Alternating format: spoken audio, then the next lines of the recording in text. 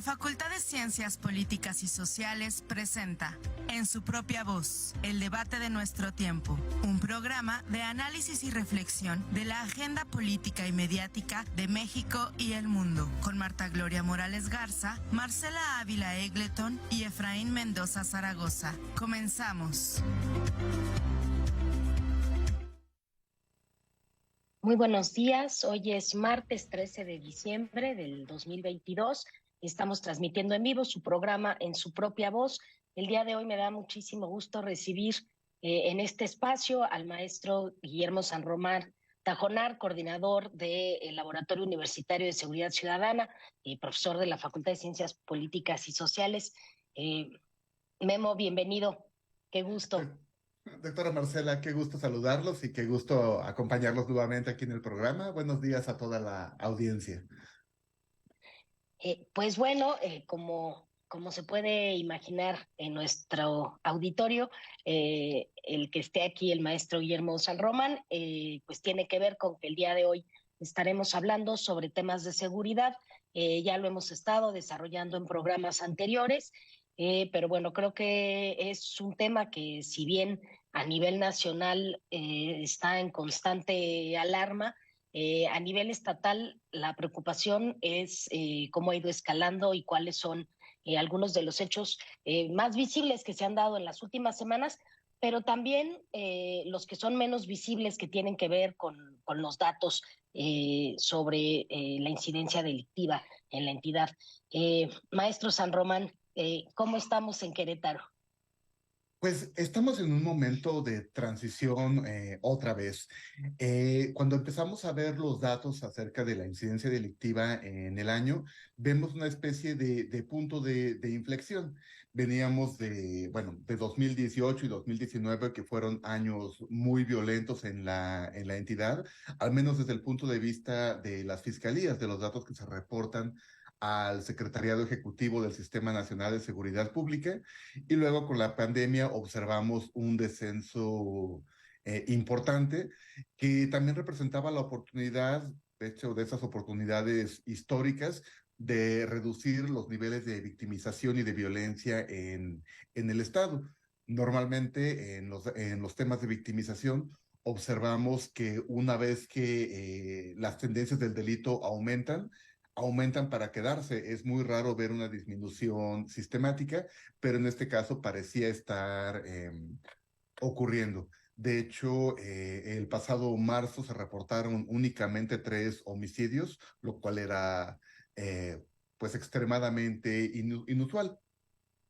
Y sin embargo, hacia el tercer trimestre de este año, o sea, en el periodo que va de junio a septiembre, observamos de nuevo una alza importantísima en el número total de carpetas de investigación. Es decir, volvimos a tener 15,200 carpetas, si tengo bien el dato preciso, que era un nivel de victimización y de violencia que no se observaba desde el segundo trimestre de 2019 y que viene a romper toda esta tendencia que habíamos estado observando. Entonces, justo nos encontramos en un periodo de transición en este sentido, en el que los niveles de victimización vuelven a aumentar hacia el final del año, de continuarse con este ritmo, que son alrededor de 5,000 carpetas por mes, pues entonces sí cerraríamos con un total de delitos todavía por debajo de los de 2019, pero ya muy cercano. Sí, en pantalla pueden ver el gráfico, justo como entre el segundo y el tercer trimestre se observa un movimiento importante en las tasas de victimización, que contrasta, por ejemplo, con el pico hacia abajo que habíamos visto en mayo de 2020, justo cuando estábamos en la Jornada Nacional de Sana Distancia. Ahora, entonces, de recuperarse, de continuar con esta tasa de 5,000 carpetas de investigación al mes, pues volveríamos a estar cerca de los 60,000, 58,000 carpetas de investigación, que eran los niveles pre-pandemia. Y entonces resulta que todas estas situaciones de las últimas semanas, que, pues como usted señalaba, que han sido muy alarmantes y pues bastante dolorosas, unas más dolorosas que otras, pero en todo caso alarmantes, pues tienen un contexto, ¿no? Son parte de un contexto general de aumento en la inseguridad en la entidad que no se corresponde con lo que está pasando en el país. En México, a nivel nacional, en el último mes, en el último registro, de septiembre a octubre, en Querétaro hubo un aumento perdón, en México hubo un aumento de 2% de la incidencia delictiva, pero en Querétaro el aumento fue de 7%. Entonces, crecemos más rápido que el país en este sentido. Su micrófono, doctora. Perdón. Mucho se ha discutido en las últimas semanas, sobre todo después del episodio este de la narcomanta y demás. eh, si Querétaro, y además, bueno, es un reportaje que saca Tribuna en su última edición, si Querétaro se está guanajuatizando, si estamos viendo rasgos de infiltración del crimen organizado y pues si debería preocuparnos esta situación. Yo creo que sí debería preocuparnos y bastante, pero creo que en todo caso este fenómeno de infiltración ocurrió hace ya bastante tiempo, probablemente hacia 2019, 2017, es cuando realmente teníamos que haber estado preocupándonos. Guanajuatizarnos es un verbo que tal vez no me guste tanto, bueno, esa palabra, no sé si se cuente como verbo, pero más bien el tipo de relación que tenemos con Guanajuato parece ser de complementariedad. Ellos hacen una cosa y nosotros hacemos una recíproca. O sea, no parece que la dinámica de Guanajuato se pueda replicar en Querétaro, esencialmente porque no pasan por aquí tantos oleoductos, ¿no? O sea, no es el escenario donde es importante este control territorial. Yo suscribiría más bien la legendaria hipótesis de David Saucedo, en la que Querétaro juega un lugar de retaguardia para uno de los grupos en conflicto y para el otro no tiene más utilidad que estar en el camino, ¿no? Para poder consolidar un territorio continuo, pero en el cual Querétaro por sí mismo no tiene demasiado interés. El tema de la infiltración es, creo que lo que hay que discutir de manera más sistemática, porque, bueno, la narrativa oficial, la permanente narrativa es que aquí no pasa nada, aquí no hay crimen organizado. Y bueno, lo que aprendemos todos quienes nos formamos en ciencias políticas y lo que nos enseñan todos nuestros profesores es que la primera pregunta que hay que hacer es qué evidencia nos podría convencer de lo contrario. Sea que creamos una cosa o la otra, ¿qué evidencia necesitaríamos? Si yo creo que sí hay, ¿qué evidencia me desmentiría? Y si yo creo que no hay, pues ¿qué evidencia me convencería de que sí? Y creo que el conteo de los homicidios por sí mismo no es un buen indicador. Eh, Cuando miramos la literatura al respecto, el crimen organizado nunca se ha definido por el número de homicidios. El crimen organizado se define porque hay grupos criminales que organizan la conducta de otros criminales, que les cobran una cuota y les marcan también límites que empíricamente se traducen en regularidades. Y en este caso, claro que encontramos regularidades. Los homicidios no son importantes en este sentido para determinar si hay crimen organizado por su volumen como por sus patrones. Y efectivamente vemos que la tasa de homicidios en Querétaro sistemáticamente es afectada en el municipio capital, en Corregidora y en Huimilpan por los homicidios que ocurren en la zona de frontera con Guanajuato. Del mismo modo que los homicidios en San Juan del Río y a veces en Tequisquiapan y Ezequiel Montes son afectados por lo que ocurre en el Estado de México y en Hidalgo. Entonces, sí tenemos un fenómeno de interacción que a veces es como conveniente o fácil entender como una dinámica de contagio, como una mancha de tinta que se fuera expandiendo, pero en realidad esa interpretación me parece inadecuada porque pues matemáticamente o estadísticamente lo que observamos es interacción espacial, es decir, es de allá para acá, pero también de acá para allá. Colaboramos también nosotros en los niveles de homicidio que ocurren en las entidades vecinas y esto se corrobora a menudo con los datos de INEGI. Estamos esperando todavía los datos de defunciones violentas para el año que terminó, para el año pasado, pero lo que sistemáticamente se va observando es que el número de queretanos muertos, o en Guanajuato principalmente, pues va en aumento. Pasamos de 20 a 40 en un solo año y a ver cómo cierra este año. Entonces, uno podría creer que la violencia en Querétaro se explica por la violencia en Guanajuato, pero solo a costa de reconocer que la violencia en Guanajuato se explica también por la violencia en Querétaro. Entonces, este discurso de somos un estado en el que no pasa nada, pues difícilmente se sostiene, como por supuesto se ha visto, eh, pues bueno, no solo recientemente, ¿no? Ya es un tema que ha generado preocupación desde hace tiempo. ¿Cómo estamos a nivel nacional? ¿Cuál es la situación en Querétaro? Digo, por supuesto que para quien vive en el municipio de Querétaro o en Huimilpan o en Corregidora, como mencionabas, que son donde hay mayor incidencia, pues estar arriba o abajo a nivel nacional es irrelevante. Si se observa ¿no? algún acto criminal cerca, Claro. pero ¿cómo estamos a nivel nacional? A Digamos, nivel con nacional, relación a lo nacional. con relación a lo nacional, en el Estado, tomado el Estado como conjunto, es decir, asumiendo sin ninguna justificación que todo es parejo en el Estado, dentro del Estado, hemos visto un cambio importante. Empezamos el año como el séptimo lugar en el país, el séptimo estado con mayor tasa de carpetas de investigación por cada 100,000 habitantes. Hacemos el cálculo así, pues, para que sea justo comparar entre estados con diferente población.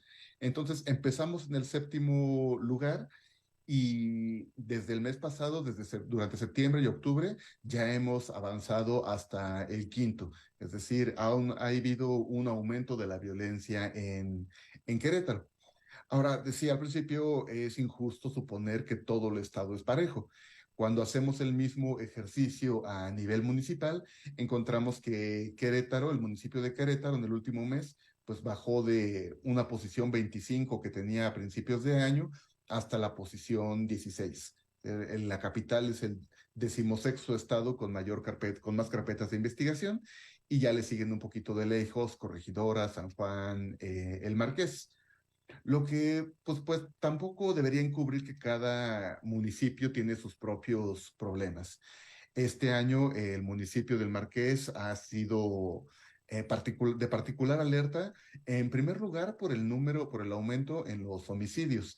Durante 2021 acumuló 10 homicidios en el curso de 12 meses, y en el curso de los primeros 10 de este año, de 2022, ya llegó a 18, prácticamente el doble. Entonces, claramente algo importante está pasando por allí. El otro tema que llama la atención en el Marqués es el tema de narcomenudeo. En un solo mes, en el pasado octubre, acumuló 62 carpetas por este delito, que en el año son 359. De nuevo, más del doble que el año pasado, cuando fueron apenas 175. Entonces, de nuevo, contra este tema de que no hay crimen organizado en Querétaro, no hay nada de esto en Querétaro, pues el aumento simultáneo de narcomenudeo y en homicidio, aparte de ser extremadamente preocupante para quienes viven allí, pues es sospechoso para cualquiera que vea los números, ¿no? Claramente algo ha cambiado en el Marqués, que no se explica en términos únicamente de la dinámica de esa situación pues de estar en el corredor industrial entre Querétaro y San Juan del Río, sobre la 57, etcétera. Claramente esto afecta, pero si fuera la única razón, pues habría tenido estos problemas desde el principio, y en realidad resulta tenerlos hasta ahora. Y finalmente el tema de los feminicidios, que empieza a mostrar ahora un patrón espacial entre municipios bien notable. Por una parte, vemos que los feminicidios, volvimos a 11 feminicidios en un año. Este era el máximo histórico que habíamos alcanzado hace un par de años, y volvimos a este nivel, sin contar obviamente todo lo que no se reconoce y no se clasifica de esta manera, ¿no? Todos los homicidios de mujeres que pasan a perderse en la estadística de homicidios dolosos, sin contar esos, pues volvimos a tener 11. y por primera vez vemos que 5 de ellos se concentran en Querétaro, en la capital. Nunca habíamos tenido 5 homicidios, 5 feminicidios en la capital. Y vemos un gradiente que decrece.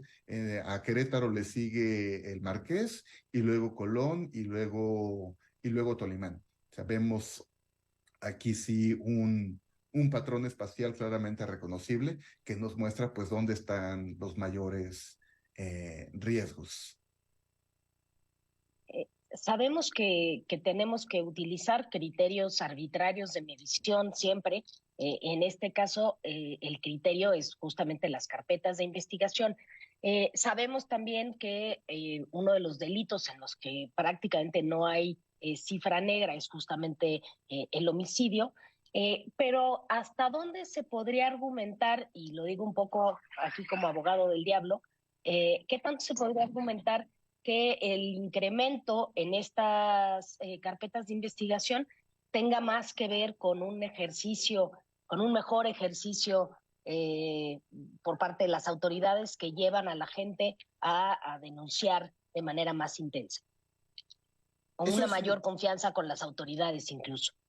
creo que se puede argumentar en una medida importante. Y lo tenemos, y bueno, lo hemos estudiado. Cuando vemos la larga serie histórica de denuncias en Querétaro, vimos que 2016 es el punto de inflexión. O sea, rápidamente de un día prácticamente al otro vemos un aumento importante que está representado por el momento en que el sistema Cosmos empezó a operar, no me acuerdo en qué número de gradualidad. El tema es que entonces facilitaba que los policías, el primer respondiente, iniciara pues, ya de su tabletita, registrar el delito, y esto ya podía contar como iniciar la carpeta de investigación. El tema es entonces que pues resulta simple modelarlo. Hacemos una regresión donde ponemos de un lado como variables explicativas el tiempo, en general el tiempo, y Cosmos, y como variable dependiente el número de delitos. Y resulta que Cosmos efectivamente tiene un impacto que tiene que ser descartado para poder saber qué es lo que está pasando en materia de delitos y qué es lo que está pasando en materia de autoridad. Resulta que Cosmos explica alrededor de 4,000 carpetas de investigación al trimestre. Con las otras 10,000 con las que seguimos teniendo conflicto. Perdón. Pero efectivamente, la entrada en operación de esta versión de la reforma del sistema de justicia penal afecta la forma como medimos el delito. Y lo que se vuelve importante entonces, o lo que tenemos que hacer para poder entender qué está pasando, es empezar a triangular. Vemos al mismo tiempo qué está ocurriendo con MVP, con las encuestas nacionales de victimización, y en este caso encontramos un patrón que se sostiene. El 90% de los delitos no están, siguen sin registrarse. Durante un corto periodo, tal vez 2017, 2018, la cifra negra en Querétaro disminuyó, presuntamente por efectos de Cosmos, hasta 89%, pero actualmente ya andamos en el 91% otra vez. Entonces, resulta que mientras Cosmos fue importante en este sentido al principio de su operación, hoy en día también parece ir quedando rezagado. Otra vez es más lo que no se denuncia que lo que sí se denuncia. O sea, lo que se había ganado ya está en trance de perderse. O sea que hay que idear nuevas maneras de facilitar la denuncia para el ciudadano. Claro. ¿Qué tanto se relaciona estos hechos violentos que hemos visto recientemente y bueno, cómo han ido incrementando, como bien mencionas, la incidencia de algunos delitos con la delincuencia común, que finalmente es algo que la gente a veces percibe más que estas otras prácticas que si bien son más visibles, son menos cercanas, al menos en Querétaro todavía, a la vida cotidiana? Sí, hay dos aspectos, casi dos frentes abiertos de conflictividad en Querétaro, que en efecto, más allá de toda la parafernalia de los homicidios y las narcomantas y demás, son lo que nos afectan al día con día. Por una parte está el tema de la violencia de género en distintas manifestaciones, o sea, tipificada y no tipificada, o en la forma como sea tipificada, donde resulta que en Querétaro tenemos cifras alarmantes en varias formas de violencia de género. Está esta categoría de violencia de género en forma distinta de forma distinta a la violencia familiar, el acoso sexual, en el que llevamos en primer lugar nacional desde 2019, la violación equiparada, en la que ocupamos el cuarto nivel, la cuarta posición a nivel nacional, y el tema del hostigamiento sexual, que rápidamente ha crecido. En Querétaro tenemos un problema importante de violencia contra las mujeres, que nos gusta disimular diciendo que es que somos muy tradicionales. Nuestro tradicionalismo parece ya un eufemismo para machismo. Y por otra parte, un aumento importante en distintas cantidades, distintas modalidades de robo. Precisamente en el laboratorio estamos en trance de ver en qué medida lo que ocurre en el municipio se asocia o no se asocia al tema de las obras el 5 de febrero. Evidentemente, todo lo que afecta las rutinas de los queretanos afecta los niveles de incidencia delictiva. El ejercicio que hicimos con la pandemia, ahora toca que hacerlo con los cambios en los tiempos de movilidad. Pero bueno, pronto estaremos informando de eso, a ver cómo podemos explicar este aumento sistemático en las distintas modalidades de delitos patrimoniales y en particular en fraude, que bueno, ese ya no es Querétaro, pero afecta especialmente en Corregidora. Pues claramente el tema de la seguridad y de la violencia es uno de los temas a los que desafortunadamente tendremos que seguir dándoles seguimiento. Muchísimas gracias por acompañarnos el día de hoy, Memo. Siempre es un gusto poder platicar contigo sobre estos datos, aunque no sean datos que nos gusten. Agradecemos también pues al equipo de producción y le deseamos que tenga un muy buen día. Muchas gracias. Gracias por acompañarnos en otra emisión más de En su propia voz. Hasta la próxima.